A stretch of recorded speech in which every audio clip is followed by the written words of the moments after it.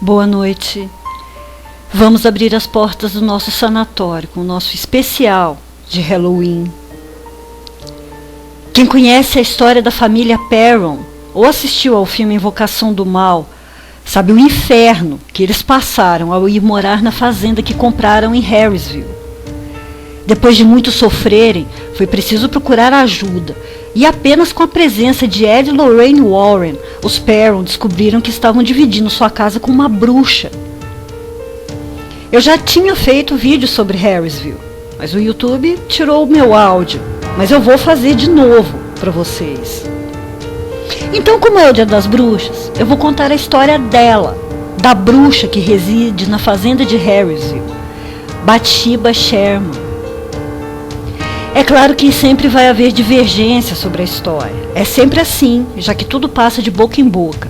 Aos que ataquem, aos que defendam, e com ela não foi diferente. Sabe-se que Bathsheba Tyre nasceu em Rhode Island em 1812. E ela teria descendência direta com Mary Towney Easton, uma das mulheres executadas por bruxaria em Salem. Bathsheba estava com 30 e poucos anos, quando conheceu um fazendeiro bastante rico, Judson Sherman. E em 10 de agosto de 1844 eles se casaram, indo morar na fazenda em Harrisville. Depois de 5 anos tiveram Herbert, seu primeiro filho. A vida seguia normalmente. Enquanto Judson cuidava das tarefas da fazenda, Bathsheba cuidava da casa e das crianças. E essa é outra divergência da história. Uns registros dizem que o casal teve somente um filho.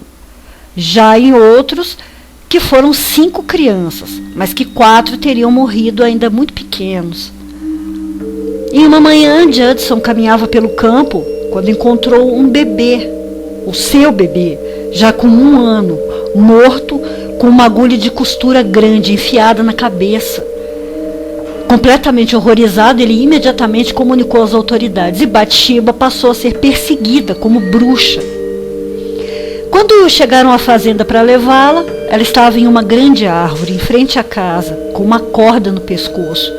E diante de todos, teria declarado seu amor e fidelidade a Satã e se enforcado.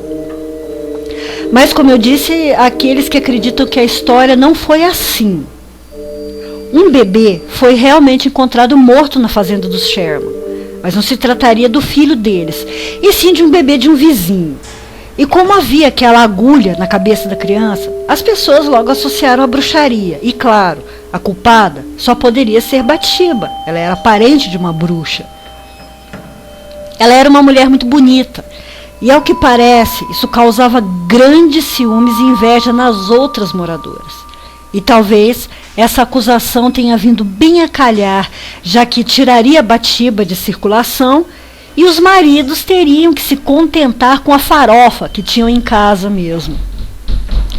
Bom, ela foi presa, levada a julgamento, mas por falta de provas não pôde ser concluído se ela teria de fato assassinado a criança, seja acidentalmente ou em um ritual.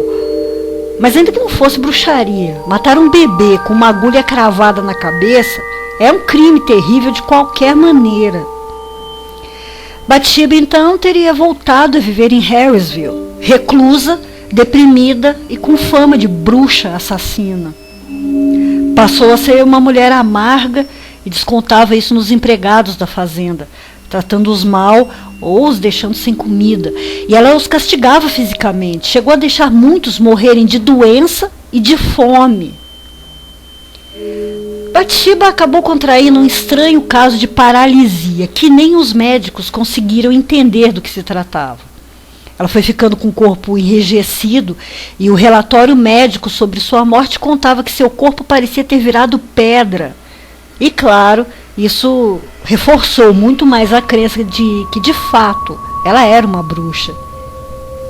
Ela teria morrido em 25 de maio de 1885, com cerca de 73 anos. Seja lá qual tenha sido a verdade, o fato é que Harrisville é assombrada. Isso não tem como duvidar. As perturbações começaram logo após o suposto enforcamento de Bathsheba. Seu espírito continuou a residir na casa, e a cada família que se mudava para lá, o fantasma da bruxa se fortalecia, ficando cada vez mais cruel. Sempre tudo começava com sons na casa, portas batendo, vozes e vultos. Mas à medida que o tempo passava, os fenômenos iam se intensificando. Até Bathsheba possuir a mãe, que adoecia, ficava agressiva e chegava a se tornar irreconhecível, até chegar ao ponto de assassinar seus filhos, cometendo o suicídio em seguida.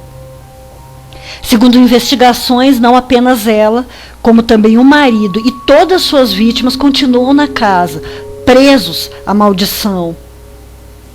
A bruxa de Harrisville foi enterrada no cemitério local, junto ao túmulo do marido. Sua lápide chegou a ser quebrada, ou por vândalos, ou até pelas famílias que a temiam.